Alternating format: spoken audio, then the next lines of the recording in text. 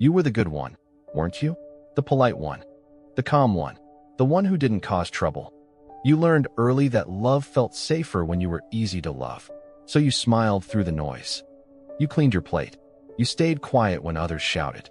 And when someone asked if you were okay, you said yes, even when you weren't. Being good was never just about manners. It was survival. You read the emotional weather of your home and built your personality around keeping storms away.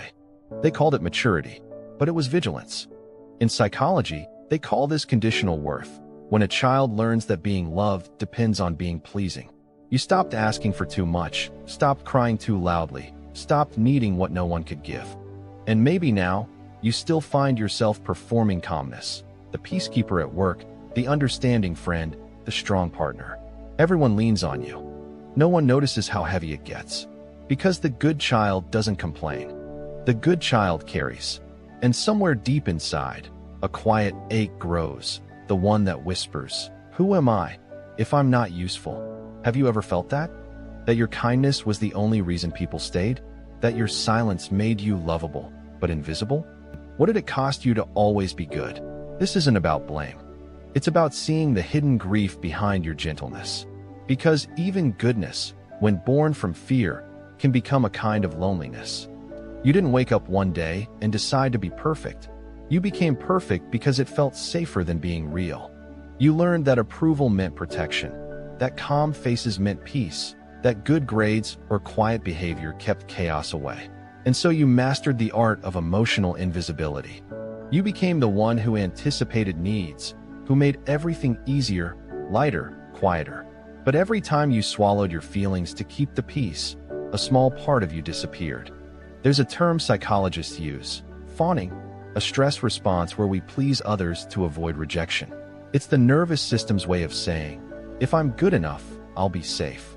That instinct once protected you. Now it exhausts you.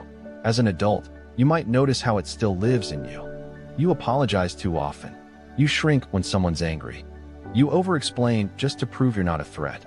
Even love feels complicated, because part of you is always scanning for disapproval. But tell me this, when did you last let yourself be messy? When did you last say what you actually felt, without softening it first? When did you last stop being good long enough to be true? You see, the good child grows up to be an adult who hides sadness behind gratitude, who calls exhaustion fine, who mistakes peacekeeping for love. And yet, behind every perfect smile is a quiet question. If I stop being good, will anyone stay? That question is the beginning of your healing. Because the truth is, love that only lasts when you're good was never really love. Your body remembers what your voice forgot to say. The tension in your jaw when someone's disappointed. The knot in your stomach when someone says, "I'm not mad, just upset." The way your heartbeat rushes when you think you've done something wrong, even when you haven't. That's the echo of the good child still trying to earn belonging. Neuroscience tells us that when we link love with approval, our brain releases the same stress chemicals when we fear disapproval, as if we're in danger. It's not just emotional, it's biological. You were trained to monitor others for safety cues. A raised voice, a long silence, a sigh. Your nervous system logged everyone as data. That's why even now, calm feels conditional. You wait for the other shoe to drop, because peace has never stayed long enough to trust. You may not realize this, but the hardest thing for the good child isn't rebellion, it's rest. Doing nothing feels unsafe. Saying no feels cruel. Receiving love feels suspicious. You keep giving, because giving is the only way you've ever been allowed to exist. But here's the thing, you can't heal by becoming even better at being good. You heal by becoming honest, by letting disappointment exist, by learning that love doesn't dissolve when you're difficult or tired or human. So let me ask you something real. When was the last time someone truly saw you, not your effort? And when was the last time you allowed them to? Because beneath the performance, there's a person waiting to be loved, not for what they do, but for who they are when they finally stop trying. The good child grows into the adult who always holds it together. You're the one people turn to in crisis, the calm voice, the steady ground. You give advice even when your own heart is breaking. You smile through exhaustion. You say, "It's okay," even when it isn't. At work, You're the reliable one. You meet every deadline, stay late, apologize for inconveniencing anyone, even when you're running on fumes. Because deep down, praise feels like oxygen, and silence feels like punishment. In love, it's more subtle. You become the caretaker, the forgiver, the one who smooths every edge. You say sorry for things you didn't do. You tolerate things that quietly hurt, because conflict feels like abandonment dressed in louder clothes. And in solitude, that's where the ache surfaces. You wonder why it's so hard to rest, why joy feels fragile, why silence feels like someone's about to leave. It's because you learn to earn safety through service, and rest doesn't come with a reward. Have you ever caught yourself over-explaining, even when no one asked for justification, or saying, "I'm fine," so fast you forget to check if it's true? That's not just habit, it's conditioning. The ghost of a childhood where approval meant survival. But here's the quiet revolution. You don't have to keep performing to belong. You can unlearn politeness that erases you. You can trade perfection for presence. The world won't fall apart if you stop being good for a moment. In fact, it might be the first moment you finally feel free. So how do you begin to unlearn a lifetime of goodness that cost you yourself?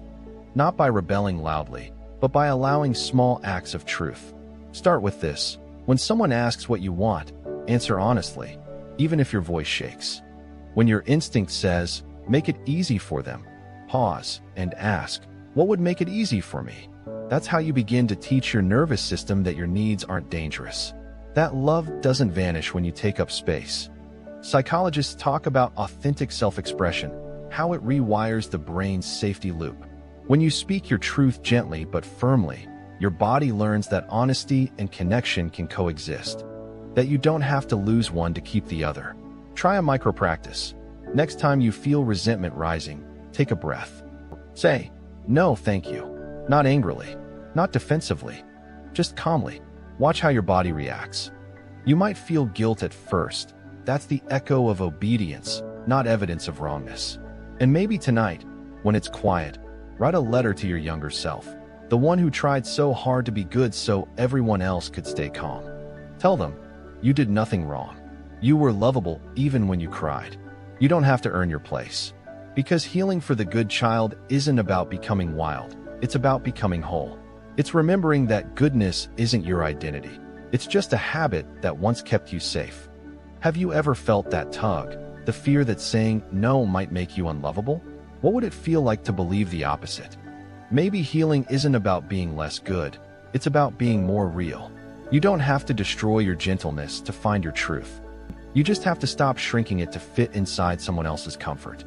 The good child, inside you still believes love has rules. That being honest is risky. That peace depends on performance. But slowly, you can teach them a new story, one where love stays even when you say no, where calm isn't compliance, where care goes both ways. The next time you catch yourself saying, "I'm fine," pause. Let silence stretch. See what truth might rise instead. It might sound like, "I'm tired," or "I need help," or simply, "Can you stay?" Each of those words is a doorway back to yourself. And when you finally rest, really rest, feel the warmth of that moment. That's not laziness. That's the sound of your nervous system coming home. If this felt like your story, tell me in the comments. When did you first realize being good had a cost? What's one thing you're learning to stop apologizing for? And if you could whisper one word to your younger self, what would it be? Before you go, share this quietly with someone who's still trying to earn their worth through perfection. Remind them, you don't have to be good to be loved. You just have to be you.